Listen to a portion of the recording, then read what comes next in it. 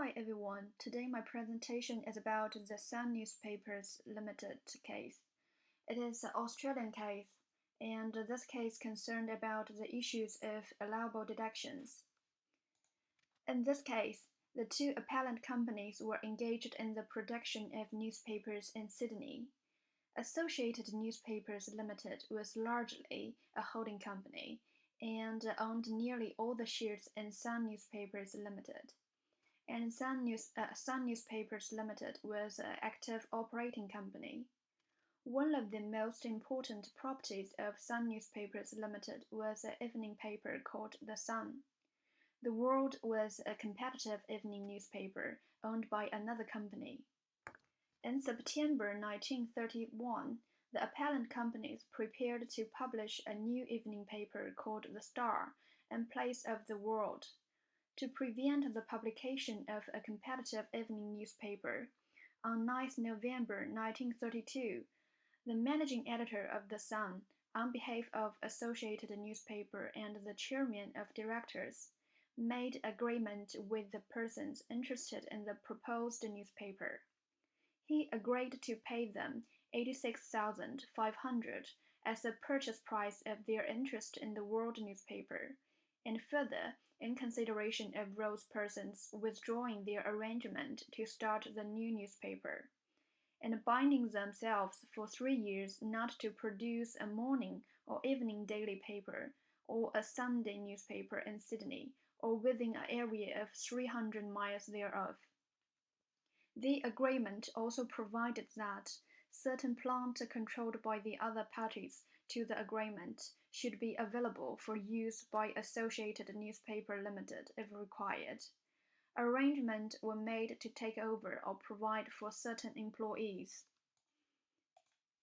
During the course of the relevant accounting period, payments amounting to $44,830 were made under the agreement in respect of the $86,500. Under the provisions of the agreement for taking over the various responsibilities connected with the World, a further sum was paid during the period amounting to $2,831, with the formal $44,830. The total sum paid was $47,661. Although the agreement was made in the name of Associated Newspaper Ltd, the money was actually paid by the Sun Newspapers Ltd. In the profit and loss account of Sun Newspapers Ltd, submitted to the Income Tax Commissioner, the payments in question were described as payments to prevent the publication of competitive journals. The companies claimed that either $47,661 or the figure $44,830, or at least $24,363 should be allowed for deduction from the assessable incomes either of Associated Newspapers Ltd or of Sun Newspapers Ltd. However, the Commissioner disallowed the amount on the basis it was capital in nature. The newspaper companies objected this and argued that it was incurred for the purpose of earning more profit. The central issue for the court is whether or not this payment is capital in nature. There are actually 4 judges involved in this case, and all of them thought that the payment was not deductible. The first judgment is by Judge Rich. Judge Rich thought that the expenditure is in the nature of outgoing of capital, and under the Section 23, subsection 1A of the Income Tax Assessment Act, 1922 to 1934, this expenditure could not be deducted by either company. According to him, the payment is not expenditure of a recurrent nature. It is not an incident of the regular conduct of the organization for earning profits. The purpose was to buy out opposition and secure, so far as possible, a monopoly. The fact that the benefit was not perpetual does not deprive it of its capital attributes. He also said, if physical assets of a terminating or wasting description were bought, No one would say on that account that the money was a revenue expenditure. Therefore, the appeals should be dismissed with costs. The second judge is Judge Latham. He admitted that the disappearance of the world and the prevention of the threatened competition were advantageous to the appellant companies, and they were saved from the risk of losing circulation and the risk of being forced to reduce the price of the Sun and their advertising rates. It became possible to effect certain economies, and it is clear that the agreement proved profitable to the enterprises carried on by the respondents. He referenced the British Insulated and Helsby Cables Limited case. In the British case, Viscount Cave said, but when an expenditure is made, not only once and for all, but with a view to bringing into existence an asset or advantage for the enduring benefit of a trade, I think that there is very good reason for treating such expenditure as properly attributable not to revenue but to capital. In Latham's opinion, the expenditure in this case falls within this principle.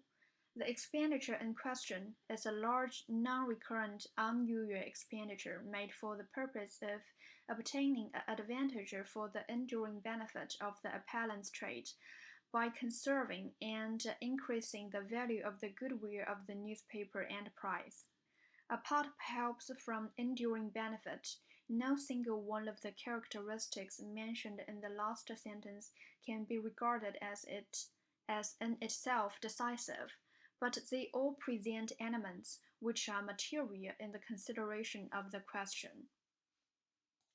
Judge Latham thought that, although the payments did not result in obtaining a new capital asset of a material nature, they did obtain a very real benefit or advantage for the companies. The effect of the payment was to enlarge the goodwill of the enterprise, which was one of its most valuable assets. There is no doubt that the goodwill of the Sun newspaper became worth very much more as a result of the agreement. The goodwill of a business is a capital asset, and if Associated Newspapers Ltd. Had brought outright the goodwill of the World and had continued the publication of the World under its current name, there would have been no doubt that the payment of the purchase price would have been expenditure of a capital nature. The company, in fact, after buying the right to publish the World, closed down that newspaper. The payment made to enable the company to do this must be regarded as a payment of a capital nature. Therefore, such a transaction must be regarded as a transaction which added to the goodwill of the enterprise. Accordingly, he agreed with Judge Ridge that the expenditure in question cannot be deducted. It was in the nature of the outgoing of capital. Therefore, the appeals should be dismissed with cost. The other Judge Dixon also had that the expenditure was not deductible. He thought that the structure of a business might assume a variety of shapes.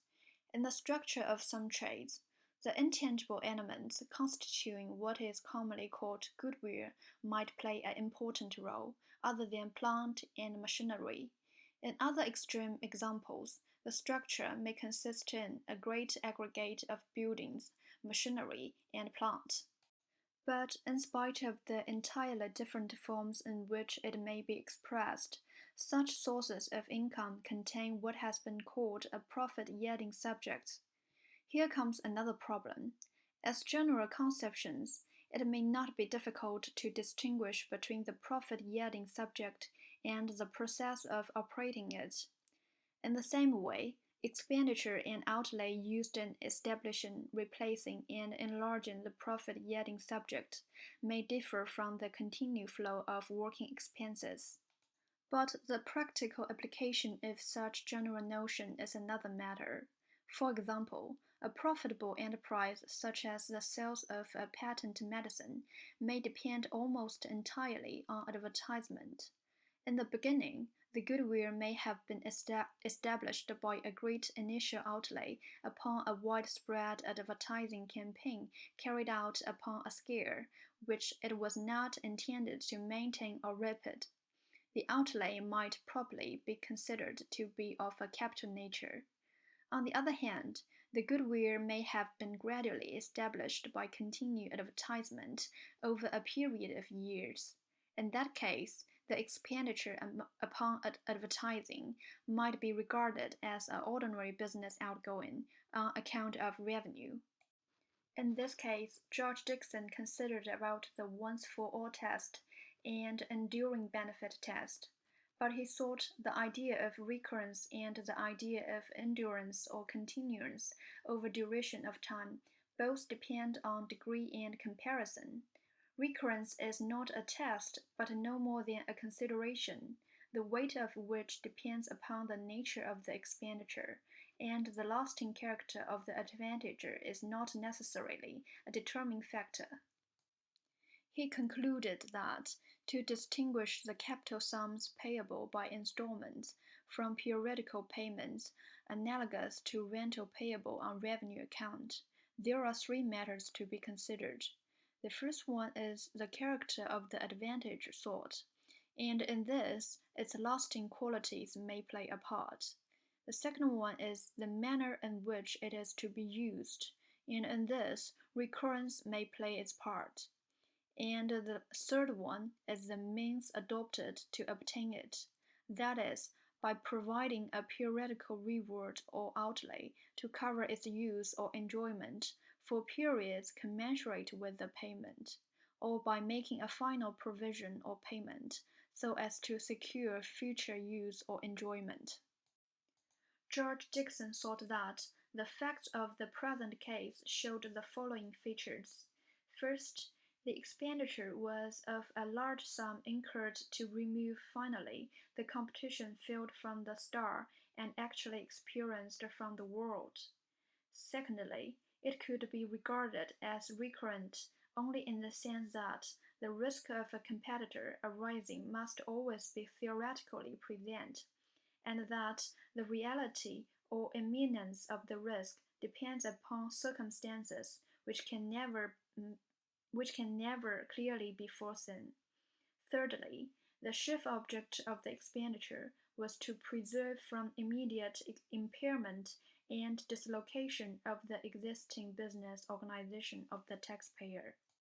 The impairment or dislocation felt involved a lowering of selling price, a loss of circulation, a change in advertising rates, and a reorganization of selling and production arrangement, all of a lasting character, and the changes would be of indefinite duration, and their effects would continue until they disappeared under the influence brought by the future, the exact nature of which could not be foreseen. The last, the transaction involved the acquisition of the right to enjoy for 3 years all the property, tangible and intangible, of an existing undertaking. That is the acquisition of a going concern for a period, and it is a capital asset. The advantage in terms of profit was not to be obtained by the use of the undertaking, but by putting it out of use, but in itself it remained a capital asset. In these circumstances, the transaction must be regarded as strengthening and preserving the business organization and the profit-yielding subject, and therefore affecting the capital structure. George Dixon also looked at the Collins case. In that case, the deduction claimed was a contribution paid to a fund for the purpose of purchasing a boiler-maker's business, in order to ensure that it was not carried on in contravention of the price-fixing arrangement of a trade association. The business was acquired by the association and closed up, and a covenant was obtained from the owner of the premises that they would not be used during the next 20 years for a similar business. George Lawrence decided that The deduction ought not to be allowed because it was a payment of capital nature. He remarked that the test was not whether the payment could be shown to be deductive, but the advantages obtained were sufficiently enduring because the competitive business ceased to exist and the premises were sterilized for 20 years. Based on that case, Judge Dixon thought that the expenditure, whether considered as an outgoing incurred by the Sun Newspapers Ltd. Or by Associated Newspapers Ltd., was of a capital nature. Therefore, the appeals should be dismissed with cost. The last judge, M.C. Tiernan, agreed with the other three judges as well for the same reason Judge Lawrence mentioned in the Collins case. He thought that the payment in the current case created advantages of enduring nature for the taxpayer. Therefore, it should be treated as capital rather than the revenue. Therefore, appeals dismissed with costs. First, I agree with the court's decision in this case. Although the expenditure had brought profit to the companies, the nature of this expenditure is to strengthening and preserving the business organization and affecting the capital structure. Furthermore, considered the once-for-all and relatively enduring benefit characteristics of this expenditure, it is of capital nature, therefore cannot be deducted. This case is considered as a leading case. In this case, there are three principles used to determine whether a payment is capital or not. The first one is the once-for-all test, and the second one is the enduring benefit test, and the last one is the business entity test. The first two principles may not in itself be determinative. Therefore, in every situation, it is necessary to analyze the factors as a whole. This case provided a reference for the later case which involved the similar issues. That's basically all about my presentation, and thanks for watching.